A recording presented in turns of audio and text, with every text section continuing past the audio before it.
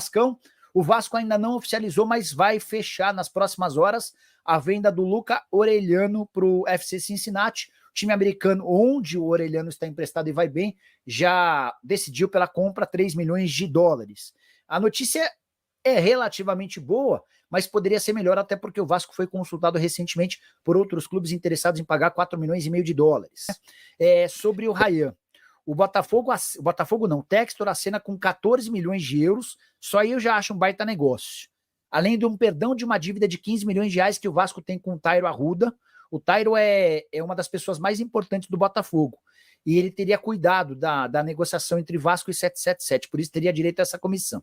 Para completar, o Botafogo ainda colocou à disposição o Nilton Santos, pelos próximos 3 anos, enquanto o Vasco tiver em reformas com o São Januário. Eu toparia na hora, eu faria negócio na hora, mas uma das coisas que tem emperrado a negociação é onde colocar o Ryan. A ideia do Textor era levá-lo para o Lyon, mas o Lyon esgotou o limite de estrangeiros. E aí sugeriram que ele fosse para o Molenbeek, só que o Molenbeek da Bélgica está jogando a 2ª divisão. E aí o Ryan falou, não, para a 2ª divisão da Bélgica eu não vou. E aí, diante desse impasse, não sabem ao certo o que fazer, tá? E por opção, escolha, decisão do técnico Rafael Paiva, tirando dos relacionados, Coutinho seguirá de fora da relação. Aí eu pergunto, Coutinho está sendo poupado ou até mesmo barrado? Quero saber a sua opinião, torcedor. O camisa 11 vinha de uma sequência de jogos pesada como titular e será preservado por controle de carga. Ele havia sentido dores musculares na coxa e fez atividades mais leves na semana passada. Léo, que também foi preservado, acabou desfalcando no jogo contra o Bahia, retorna à lista dos relacionados. Então, Coutinho, que havia sentido dores musculares, vai ser mantido ali, preservado a respeito desta partida de amanhã.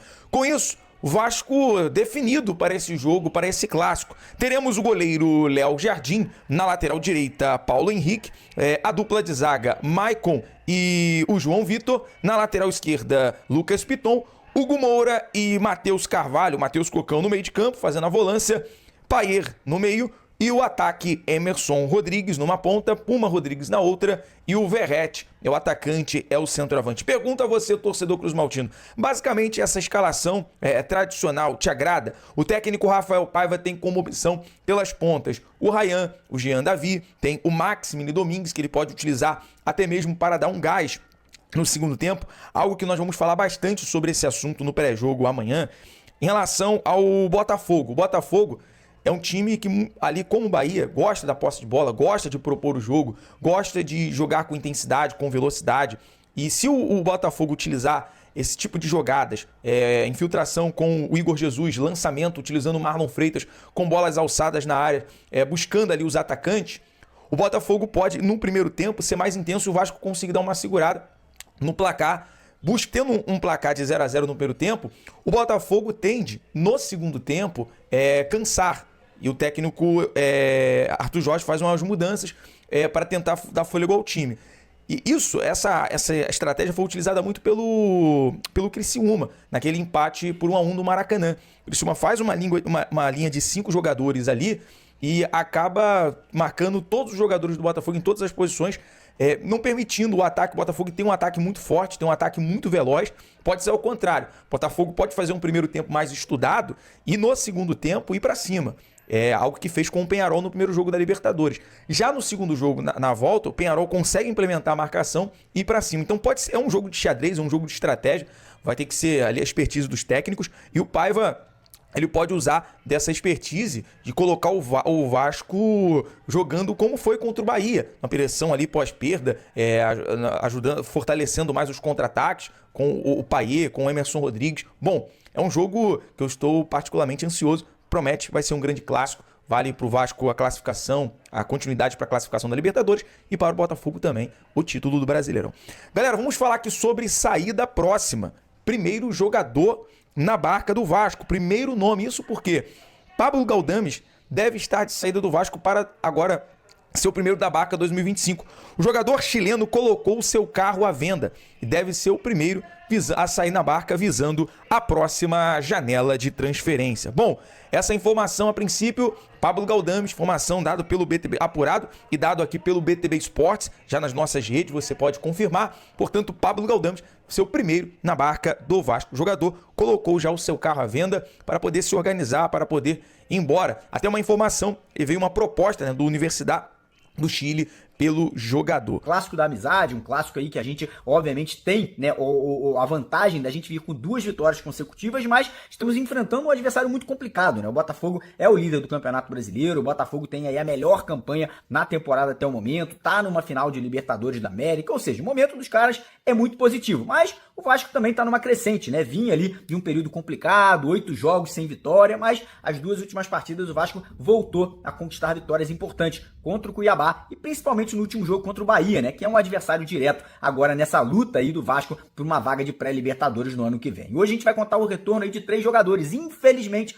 um jogador que a gente imaginava que pudesse retornar também no jogo de hoje, talvez até fosse titular, acabou ficando fora da lista, que é Felipe Coutinho, né? O Coutinho não foi relacionado, não vai jogar, tá fora do jogo de hoje, né? Cara, é triste, é complicado, a gente fica até preocupado, né? Até pelo investimento que o Vasco fez no jogador e infelizmente a gente não tá tendo o retorno que a gente imaginava que a gente teria, né, com essa volta do Coutinho para casa. Mas enfim, o Vasco hoje deve ir a campo com algumas novidades. Por exemplo, Léo Pelé treinou ontem como titular e deve fazer dupla de zaga ao lado do João Vitor, né? Parece que o Rafael Paiva optou pelo Léo Pelé pela questão da velocidade, né? O Maicon é um zagueiro mais experiente, um jogador muito forte na bola aérea, mas o Botafogo é um time muito ágil, muito veloz e talvez por isso o Léo Pelé deva começar a partida de hoje contra o Botafogo. Outra mudança é a entrada, é a volta do Hugo Moura na vaga do Galdames. Apesar do Galdames ter feito uma boa partida nesse último jogo contra o Bahia, o Hugo Moura é o titular da posição, um jogador que vem fazendo uma grande temporada vestindo a camisa do Vasco e obviamente volta ao time hoje aí nessa partida contra o Botafogo. E a terceira mudança já confirmada é a volta de Pablo Verrete, nosso capitão, nosso centroavante, nosso artilheiro que tá brigando por artilharia do Campeonato Brasileiro e vem com sede de gol, né? Vem aí com vontade de ajudar o Vasco aí a buscar um bom resultado na partida de logo mais. Ou seja, o Rafael Paiva mais ou menos já tem um esboço do time titular, que deve ser Léo Jardim no gol, na lateral direita, nosso PH e na lateral esquerda, Lucas Piton,